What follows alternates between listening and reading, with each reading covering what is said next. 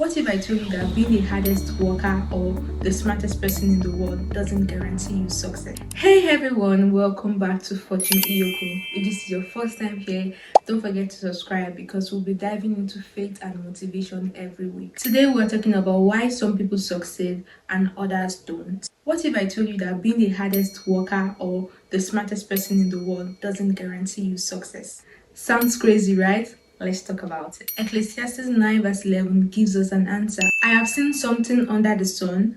The race is not to the swift, not the battle to the strongest, nor does food come to the wise, or wealth to those that are brilliant, or favor to the learned, but time and chance happens to them all. Sounds deep, right? Let's break it down. So I'll be giving you three major points here, and I want you to pay close attention.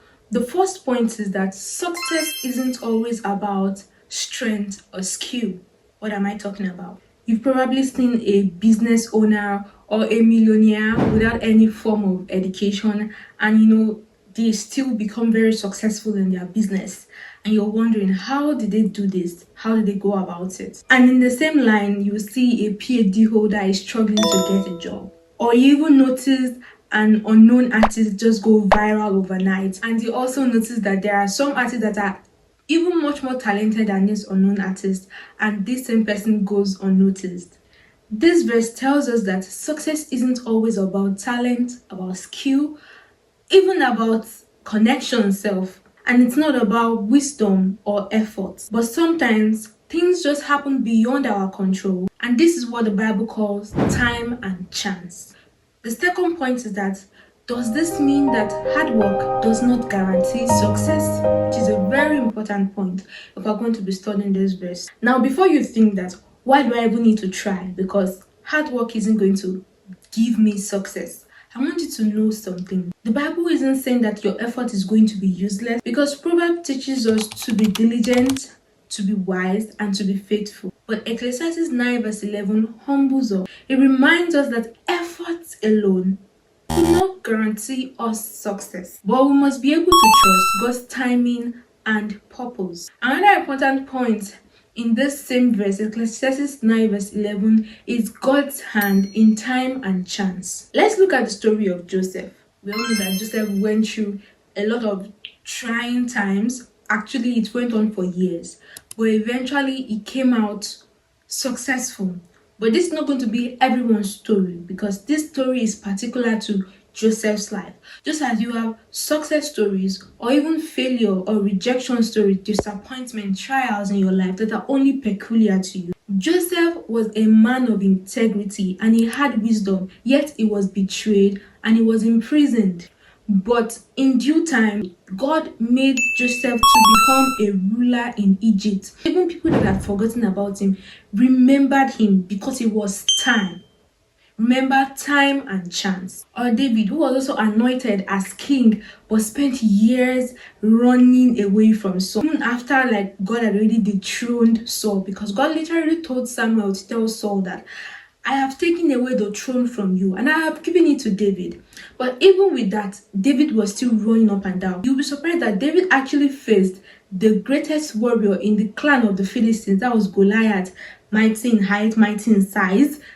And he faced him, he had the courage. But Saul, he was running away from Saul all throughout his life. He did not want Saul to catch him. Their stories show us, I'm talking about David and Joseph, show us that even though success is random, there is nothing that is random to God, because God knows how to step into a season, not be because of hard work, that you are going to go noticed at that time. I've given this 3 points that talks about Ecclesiastes 9 verse 11. So what can we do? Can we push the hand of God to be able to be seen in our situation? How can we respond to the mystery of success? Number one is that even though we are working hard, we still need to trust God. That means that even though you are doing your best, do not rely solely on yourself. Let your focus still be on God, like pouring oil on whatever thing that you're doing, or blessing whatever thing that you're doing. Or you go to God, like David would always go to God, and whenever he wants to go to battle, he would always go to God and ask God, said, should I go and fight these Philistines? Will I win? Should I pursue? God will always answer. And I can remember reading a book by David Oyedepo on walking in dominion, and he spoke about the seven spirits in Isaiah 11, and one of the seven spirits is the spirit of counsel, and it was shown that that was what David asked God for whenever he was asking all these questions about going to battle and all of that. And that's why he got specific instructions that helped him to be able to win, because there was nobody that defeated David at all. Whenever David went to battle, he always won. So in case you're struggling with rejection, you're struggling with disappointment, I believe that this is something that you should inculcate into your life and ask God for specific instructions. Ask for the spirit of counsel to abide by you, to walk with you, so that you can receive specific instructions and directions as you journey in life. Because when you ask God for direction, you will actually remove yourself from rejection, disappointment, and even failure stories. Nobody loves failure stories, but trust me, there are people that also, even with the way some people try to glorify suffering, there's some people that also glorify success. So why can't that be you? But the key to it now is that you need to work hard, and apart from working hard, you actually need to trust God. Another thing is that you need to stay humble. You've already identified that success isn't just about effort, so you need to be able to give God the glory whenever you get to a point that you experience success.